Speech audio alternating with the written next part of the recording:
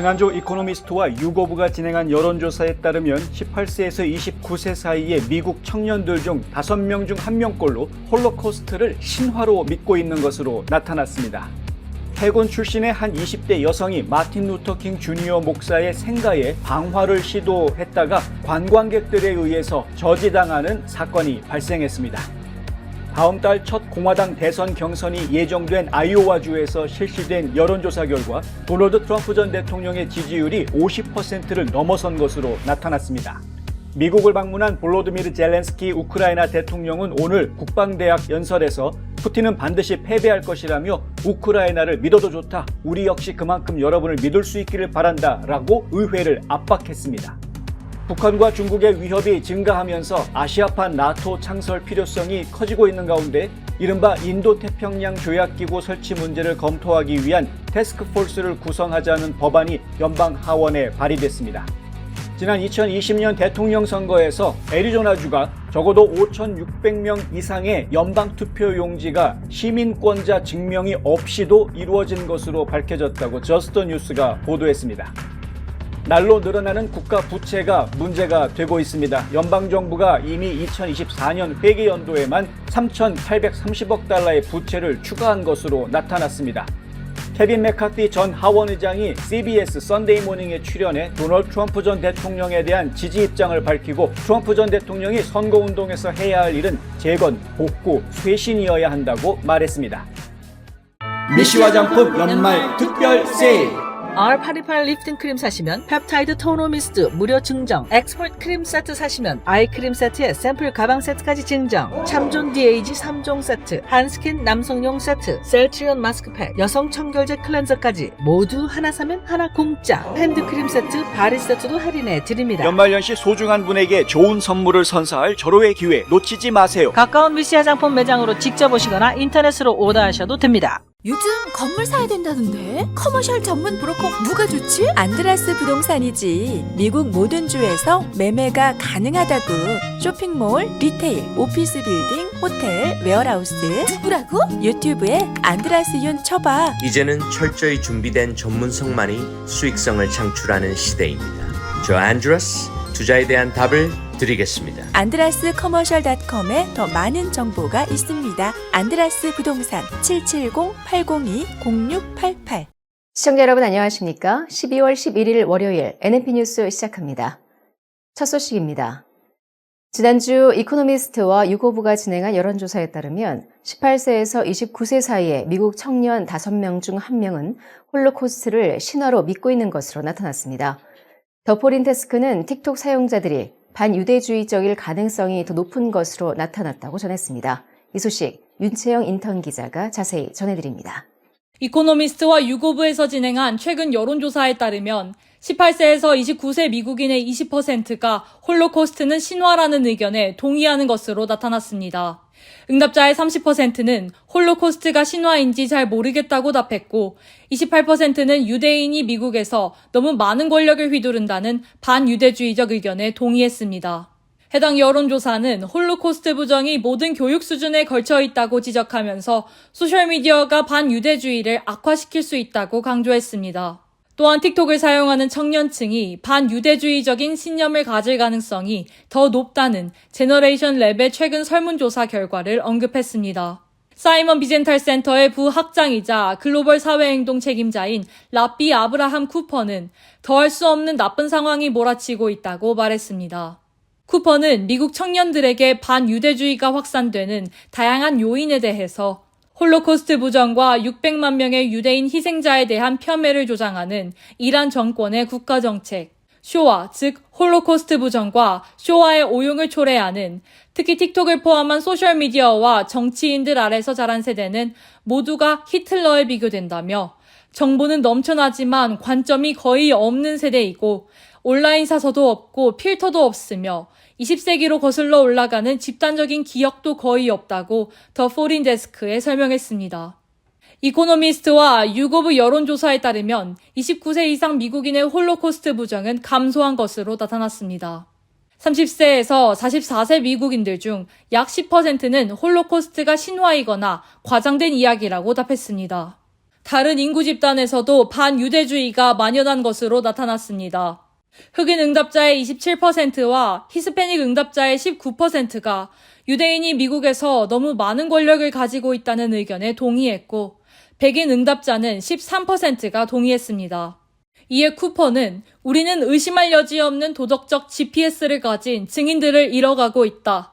다시 말해 마지막 쇼와 생존자들과 그들의 해방자, 방관자들이 세계 무대에서 사라지고 있다는 것이야말로 사실이라며, 나치 독일이 1930~40년대 유대인에게 한 짓을 오늘날 이스라엘이 팔레스타인에게 행하고 있다는 터무니없는 거짓말이 온라인에서 24시간 내내 울려 퍼지고 있다. 나치 홀로코스트를 패러다임으로 삼아 세상에 악이 있다는 사실을 인정하고 가르치는 학계 엘리트들의 실패라고 말했습니다. 이코노미스트와 유고브 여론조사는 미국 전역의 엘리트 대학 캠퍼스에서 반유대주의가 급격히 증가하는 가운데 실시되었습니다.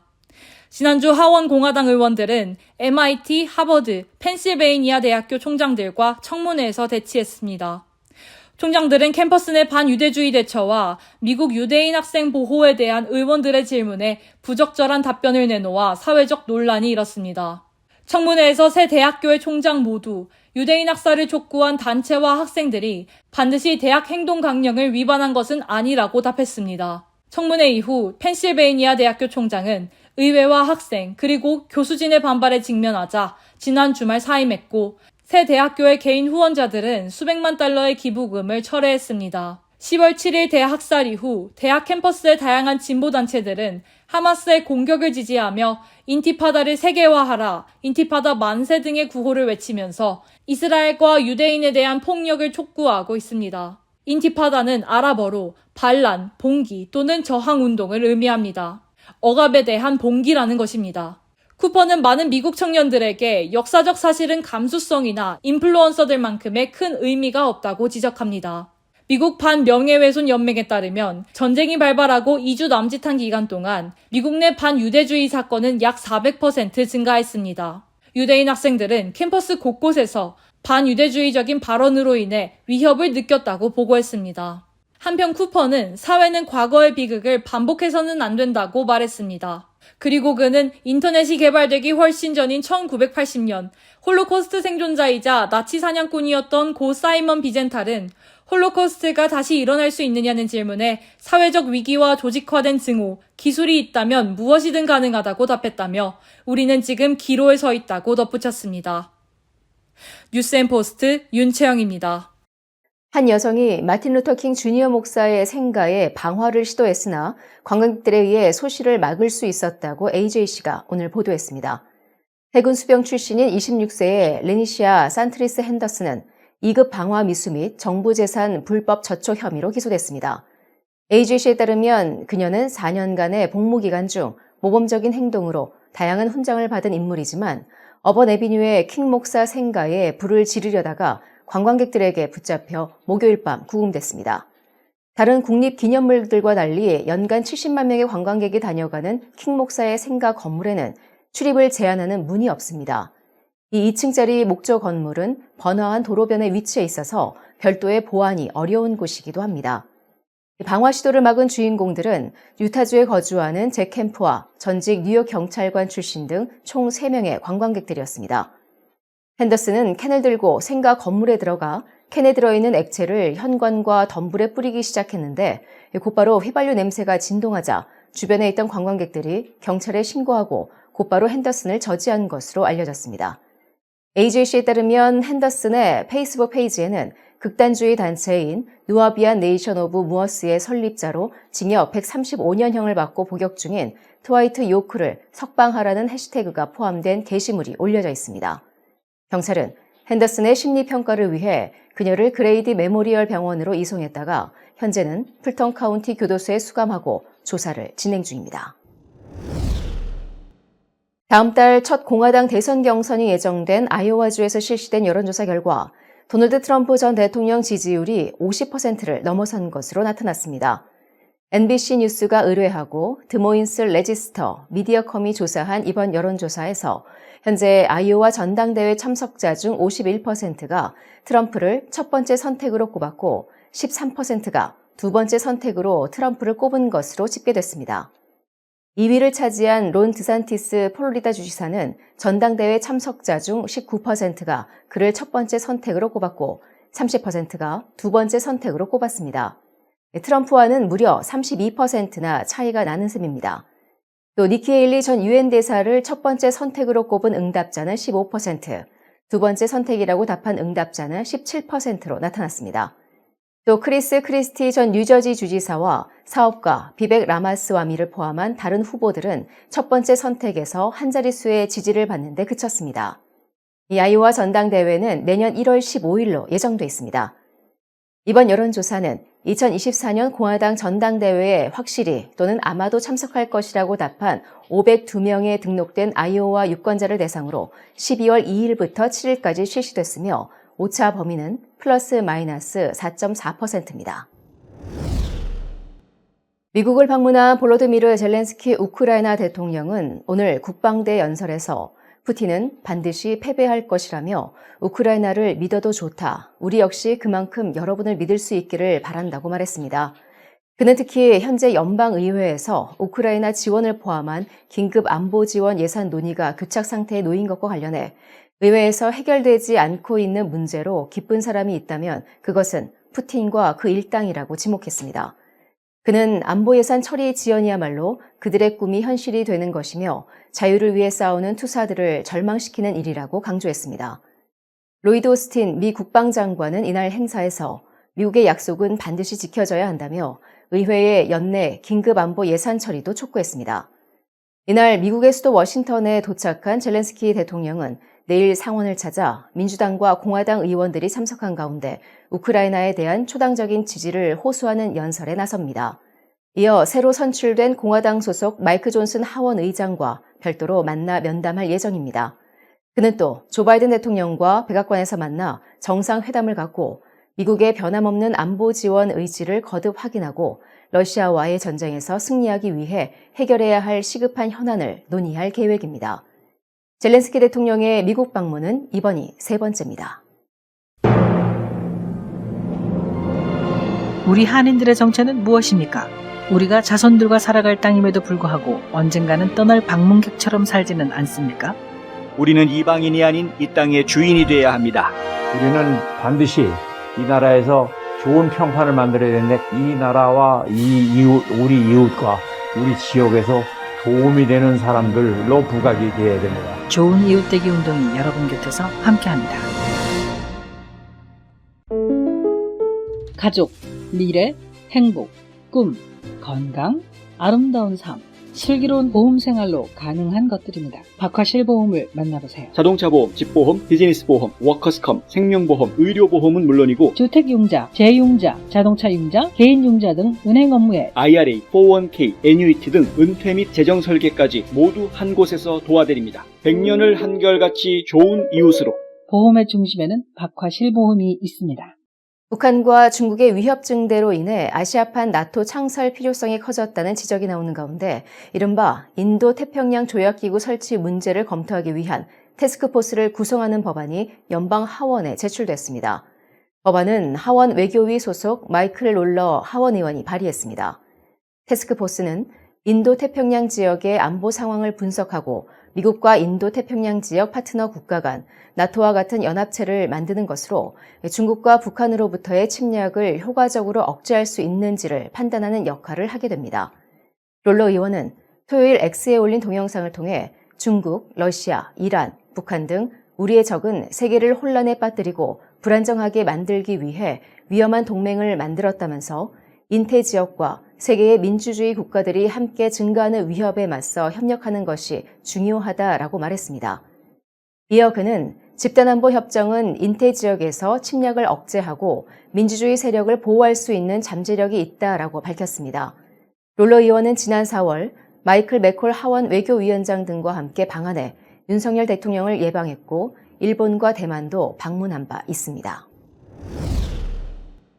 애리조나주 카운티들의 데이터에 따르면 적어도 5,600개 이상의 연방 투표용지가 2020년 대통령 선거에서 미국 시민권자 증명서 없이 투표됐다고 저스트 더 뉴스가 지난 토요일 보도했습니다. 애리조나는 미국 시민권을 증명하는 주민은 모든 선거에 투표할 수 있고 나머지는 연방 선거에만 투표할 수 있어서 미국 시민권을 증명하지 못한 유권자들이 투표할 수 있는 특이한 분기 선거 상황을 가진 주라고 저스트 더 뉴스는 전했습니다. 2013년 대법원이 1993년 전국 유권자 등록법에 따른 연방 요건을 이유로 애리조나주가 미국 유권자 등록 양식을 받아들여야 한다는 판결을 내린 이후 애리조나 주정부는 시민권 증명을 제공하지 않는 주민들이 연방 선거에만 투표할 수 있도록 허용하고 있습니다. 연방 유권자 등록 양식을 작성하는 사람은 자신이 미국 시민이라는 서약서에 서명하기만 하면 됩니다. AP통신에 따르면 서류가 없는 사람들은 주 선거에서 투표할 자격이 없으며 연방 전용 유권자로 등록됩니다. 저스트 더 뉴스가 공공기록 요청을 통해 확보한 애리조나 14개 카운티 자료에 따르면 총 5,697장의 연방 전용 투표용지가 투표됐으며 특히 마리코파 카운티에서는 총 8,114개의 연방 전용 투표가 이뤄졌고 그중에서 4,484개 투표용지가 승인받아 공식 집계에 포함됐습니다. 의회에서 차기 연방 지출 법안에 대한 논의가 진행되는 지금 이 순간에도 국가 부채는 계속 늘어나고 있습니다. 연방정부는 이미 10월 1일에 시작된 2024 회계 연도에만 3,830억 달러의 부채를 추가로 쌓았습니다. 저스트 뉴스는 연방정부 부채 문제가 특정 정당의 문제라기보다는 초당파적인 문제로 보인다면서 34조 달러에 달하는 국가 부채가 발생하도록 한 의회 지도자들의 명단을 나열했습니다. 이 소식 홍성구 기자가 해설해드립니다.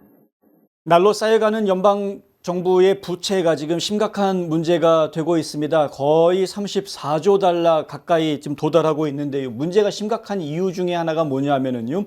2024년 회계연도가 시작이 됐습니다. 10월 1일부터 시작이 됐죠. 자, 10월 한 달, 11월 한 달, 2달 겨우 지났을 뿐인데 지금까지 3,830억 달러가 부채가 더 늘어났다고 합니다. 2달 사이에. 상당히 심각한 문제인 거죠. 이게 왜 이렇게 될 수밖에 없었느냐? 작년도에 씀씀이의 기준을 하고 있기 때문에 이런 문제가 발생을 하고 있는 겁니다. 작년도 기준으로 돈을 지금 막 쓰고 있는 상황인 거죠. 이걸 빨리 막아야 하는 것인데 이걸 막지 못하고 지금 일단은 계속 뒤로 미루고 이렇게 CR을 연발하면서 계속 시간 끌기로 가고 있는 그러한 상황 아닙니까? 공화당 쪽에서는 더 이상 연방정부가 돈 쓰게 해서는 안 된다라는 입장을 취하고 있지만은 상원에서도 백악관에서도 자기네들 요구를 들어주지 않으면 통과시키지 않겠다라고 지금 엇박을 하고 있는 비토, 거부권 행사하겠다라고 아예 백악관에서 대놓고 이야기하고 있는 상황이니까 이건 뭐 어린애들이 칭얼거리는 소리를 안 들어줄 수 없는 부모의 애달픈 심정 같은 이러한 상황이 지금 빠져 있는 상태라고 할 수 있는 겁니다. 상황이 워낙 어렵기 때문에 케빈 메카티 하원 의장이었을 당시를 되돌아보더라도 야, 이 어쩔 수 없이 타협을 할 수밖에 없는 그들의 마음을 이해가 안 가는 것은 아닙니다. 그런데 공화당 쪽에 무기가 없는 것은 또한 아니죠. 그러니까 공화당 쪽에서도 카드로 내걸 수 있는 것들이 있기 때문에 협상의 여지는 충분히 있는 것이고 지금 어떻게 해서든 연방정부가 돈을 더 쓰지 못하게 만들어야 한다라는 범국민적인 이러한 그 의지가 지금 비춰져야 된다라는 겁니다. 의회에서 그것이 반영이 되어줘야 할 필요가 있다라는 것이죠. 지금 이미 국가 부채 수준이 어느 정도까지 올라가느냐 생각해 보면은요, 34조 달러 아닙니까? 지금 미국 인구가 3억 3천만 명 좀 넘습니다. 무슨 얘기냐면 1인당 이거는 뭐 세금 신고하고 돈을 버는 사람, 성인들만 계산하는 게 아니라 이제 막 태어난 아이들까지 다 해서 1인당 10만 달러의 빚을 지고 있는 겁니다. 그 이상이 되는 거죠. 10만 달러 이상의 빚을 지고 있다. 모든 국민이. 심각한 상황입니다. 이 정도의 빚을 지고 있는 국가가 없습니다. 전 세계적으로. 어느 나라에도.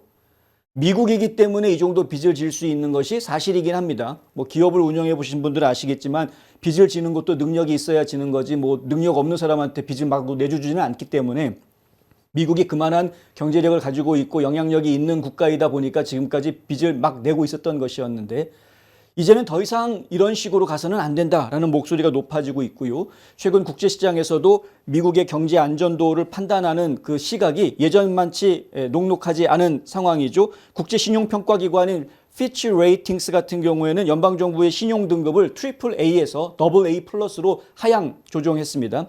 무디스도 지난 11월 말에 미국 신용평가를 안정적에서 부정적으로 평가절하했습니다.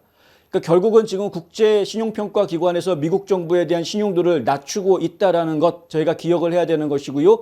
달러를 이렇게 마구잡이로 찍어내고 돈을 꾸고 하는 것들이 결국에는 달러의 불안정화를 가져올 수밖에 없다라는 것이고요. 언제까지 미국이 지금 초인류 국가 1등 국가로 단독으로 앞서서 나가기 때문에 우리는 마음 놓고 돈 찍어도 된다라고 허황된 이야기를 할 수 있는 상황이 아니라는 것도 기억해야 할 것입니다. 결국은 그 부담은 다 우리 후세들이 지게 되어 있는 겁니다. 우리 아이들이 결국은 그 빚더미에 다 앉아있게 되는 것 아닙니까? 열심히 국민들이 세금으로 갚을 수밖에 없는 빚을 연방정부가 이렇게 무차별로 짓기 위해서는 안 되겠다. 이 빚이 많이 생기게 된 원흉이 누구냐? 민주당뿐만이 아니다라는 거죠. 공화당도 책임이 있다는 겁니다. 저스터 뉴스에서 나온 뉴스의 내용이 바로 이런 겁니다. 원흉으로 이야기되는 사람들 몇 사람들을 이야기하는데 일단 민주당 쪽에서 가장 크게 원흉으로 이야기되는 것은 낸시 펠로시. 낸시 펠로시가 하원 의장의 리더십을 가지고 난 이후에 그가 퇴임할 때까지 22조 달러가 늘어났다. 연방정부 부채가.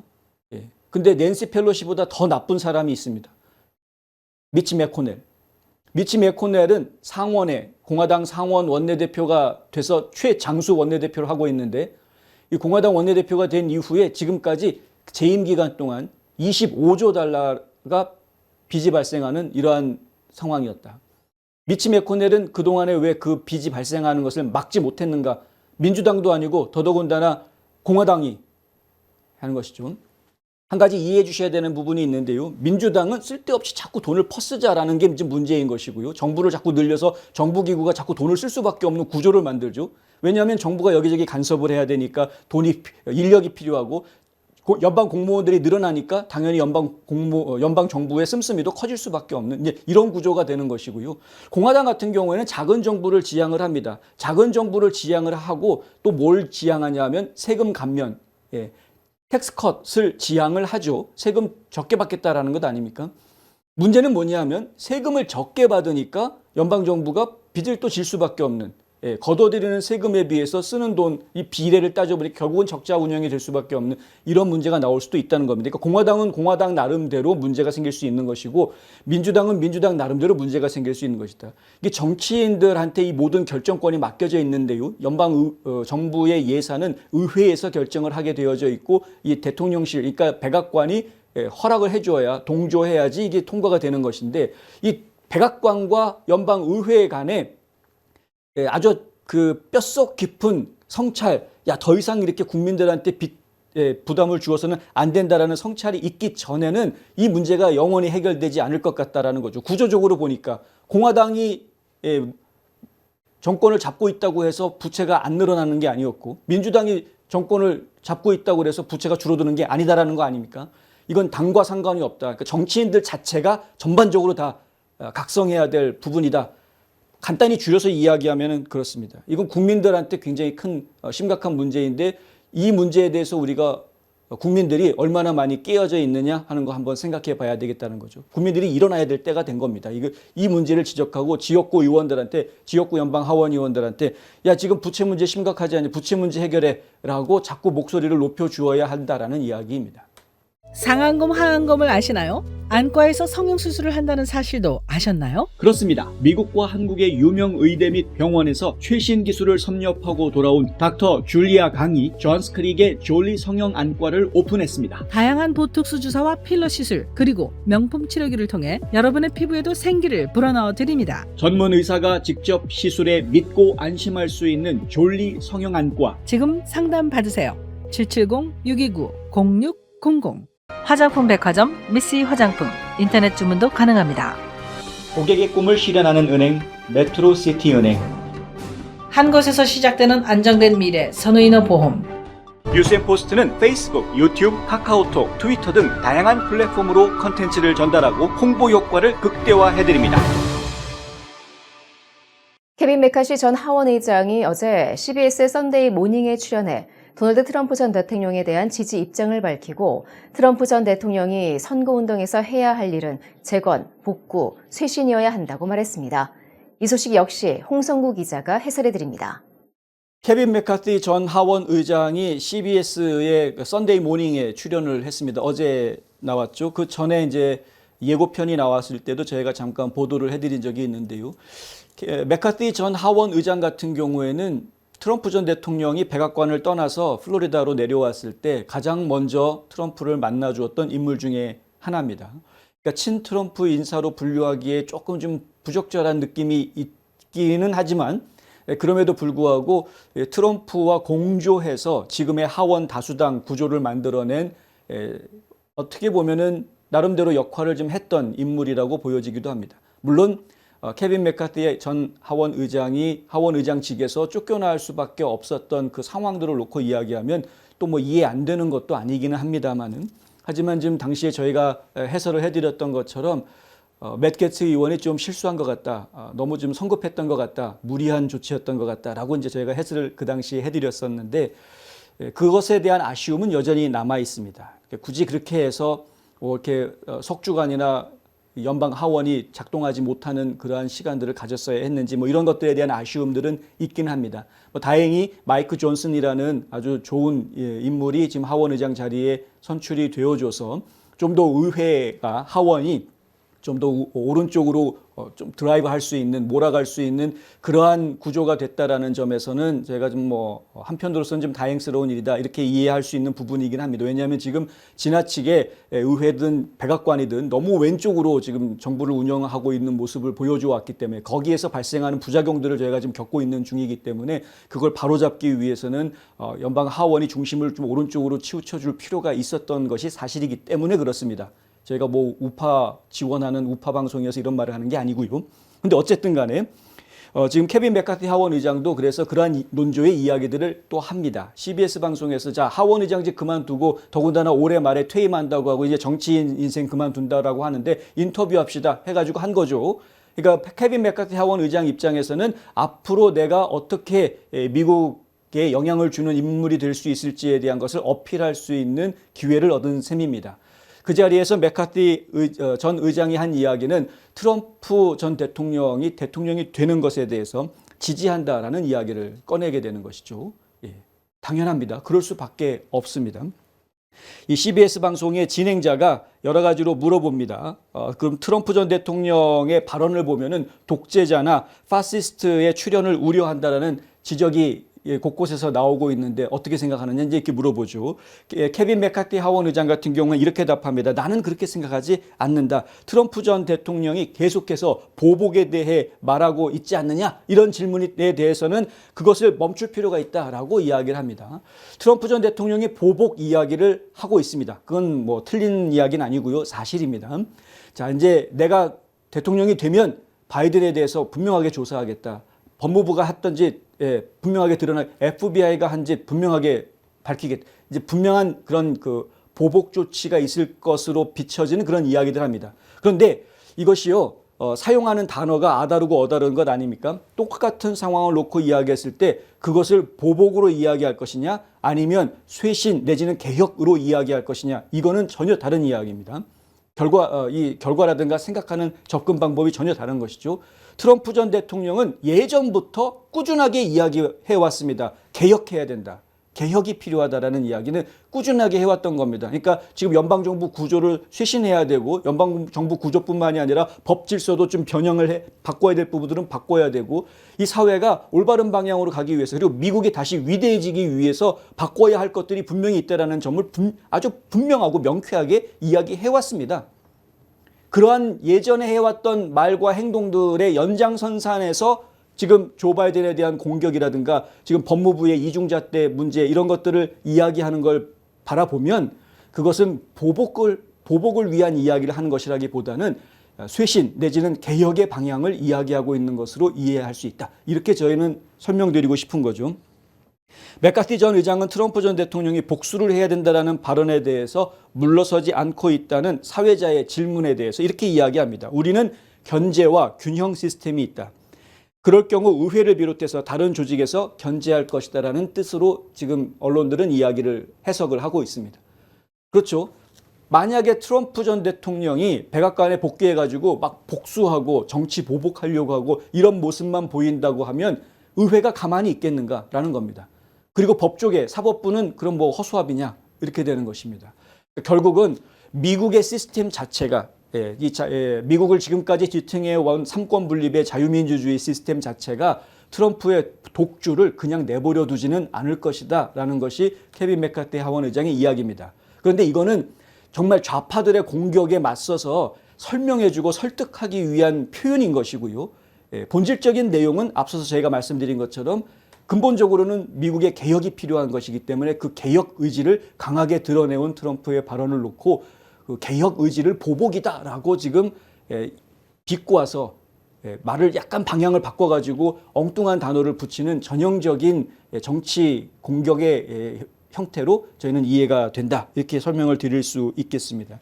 이런 식으로 하니까 언론들이 이런 식으로 하니까 많은 사람들이 오해를 하는 거죠. 문제를 오해하게 되는 거죠. 친 트럼프 성향으로 지금 맥카티 하원 의장을 분류하고 있는데요. 만약에 맥카티 하원 의장을 100% 친 트럼프 성향으로 분류했다면 맷 게츠가 함부로 하원 의장직에서 내려와라라고 말 못했을 겁니다. 또 사회자가 질문했던 것 중에 어떤 얘기가 있었냐 하면은 사실은 트럼프는 쫓겨나가지고 정계에서 완전히 방출될 그런 상황이었는데 케빈 맥카티 당시 공화당 원내대표가 트럼프 전 대통령을 가서 말하라고 해서 만나주고 난 다음에 트럼프가 오히려 정치적으로 살아날 수 있는, 부활할 수 있는 계기를 준 거 아니냐, 당신이 그거 준 거 아니냐, 이런 식으로 질문을 합니다. 근데 저희는 분명하게 알고 있죠. 케빈 맥카티가 트럼프의 도움을 받았던 것이지 맥카티가 트럼프를 살려놓은 게 아닙니다. 거꾸로 가고 있습니다. 그러니까 이러한 모습들도 지금 이제 좌익 언론들이 국민들을 오도하고 있는 한 가지 모습입니다. 트럼프 전 대통령이 정치적 생명을 완전히 잃어버리고 정계에서 퇴출당할 위기에 놓였다라는 것은 좌파들의 생각인 것이고요. 생각이 그런 것이고요. 그 당시 생각해 보십시오. 전체 국민들은 선거 결과에 대해서 이해하지 못하는, 적어도 절반의 국민들은 선거 결과를 받아들이지 못하는 그런 상황이었습니다. 일종의 패닉 상황에 빠져 있었죠. 말 그대로 멘붕이 왔던 것 아닙니까? 그런 상황에서 트럼프 전 대통령의 정치 생명이 끝났다라고 생각한 국민들은 좌익 세력밖에 없습니다. 우익 세력들은 그런 일 생각하지 않았습니다. 그런데 이날 CBS 사회자는 그렇게 설명을 하는 거죠. 그랬던 트럼프를, 나락으로 빠졌던 트럼프를 케빈 맥카티가 살려냈다라고 표현을 하는 거예요. 이게 이제 좌익 언론들의 잘못된 편향된 시각인 겁니다. 실제 벌어졌던 일은 트럼프가 대통령이 나오고 조 바이든의 민주당 대통령이 백악관을 차지하게 되는 상황에서 과연 이 소수당이었던 공화당 하원이 어떻게 해야 그래야 다수당으로 성공적인 선거를 치를 수 있겠는지에 대한 이 부분에 대해서 트럼프한테 도움을 요청했던 겁니다. 트럼프는 그 도와달라라는 손을 잡아주었던 것이고요. 그래서 트럼프가 실질적으로 그 이후에 상당히 많은 하원 의원들 선거에 지지 선언을 하고 나오고 그 지지 선언해준 상당수의 후보자들이 다 당선이 되는 이런 모습들을 보여주죠. 90%가 넘는 당선율을 보여줬습니다. 트럼프 지지를 받은 사람들이. 그렇다 보니까 하원에서 공화당이 소수당이었다가 다수당으로 바뀌는 결과가 나오게 됐던 겁니다. 그나마. 이거를 기억을 해보면 그러면은 이 하원 다수당이 될 수 있었던 혁혁한 공은 트럼프한테 있었던 것이고 케빈 맥카티가 도움을 받았던 것이었음에도 불구하고 좌익 언론들의 지금 편향된 보도 혹은 생각 이런 것들이 지금 이번 인터뷰에서도 고스란히 드러났다. 지난 9월 말 백악관과 의회가 2024년 회계년도 예산안을 놓고 대립했을 때 연방정부 셧다운 위기에 직면한 것을 이제 피하기 위해서 임시 예산안 처리를 주도했다가 맥카티가 축출당하는 그런 상황을 맞게 됩니다. 현직 하원 의장이 자신의 당원들에 의해서 축출되는 것은 역사상 처음 있는 일이었기 때문에 많은 사람들이 좀 혼란스러웠고 곤혹스러웠던 상황이었습니다. 근데 그러한 상황을 보면서도 친트럼프 인사라고 이야기하는 것은 상당히 앞뒤가 안 맞는 그러한 상황이라고 봐야 되겠죠. 어쨌든 간에 중요한 것은 맥카티는 지금 현실을 지금 제대로 파악을 하고 있을 수밖에 없고요. 말을 아끼긴 했습니다마는 본인이 트럼프를 지지하면서 트럼프 전 대통령이 다시 내년에 대통령 선거에서 당선이 돼서 2차 재임 임기를 가지게 될 경우 내각에 그러니까 무슨 뭐 장관급 정도 되는 내각의 활동을 할 여지를 지금 열어놓는 그러한 인터뷰를 보여주었다. 그래서 지금 하원 의원으로서 활동을 멈췄다고는 하지만 행정부 쪽에서 일할 준비를 할 것으로 이제 보인다. 이렇게 이해할 수 있는 부분이 되겠습니다.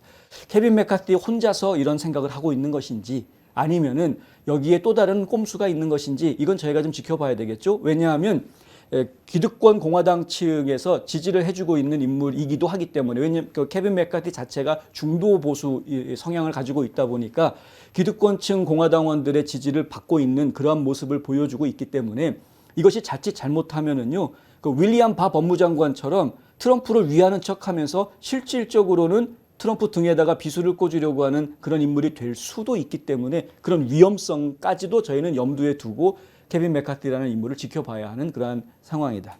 트럼프 전 대통령이 일단 케빈 맥카티가 내민 손을 잡아서 하원 공화당 다수당을 만드는 역할을 하기는 했는데, 그 이후에 본인이 다시 2차 대통령 임기를 갖게 될 경우 케빈 맥카티를 등용하게 될지는 아직은 미지수입니다.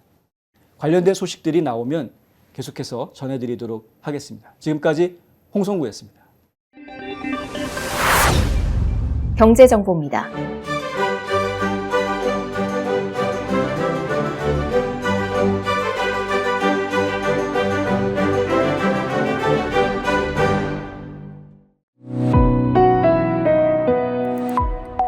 날씨 정보입니다.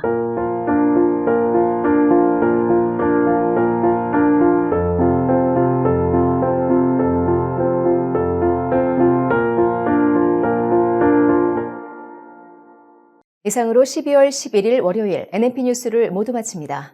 시청해주신 여러분 고맙습니다.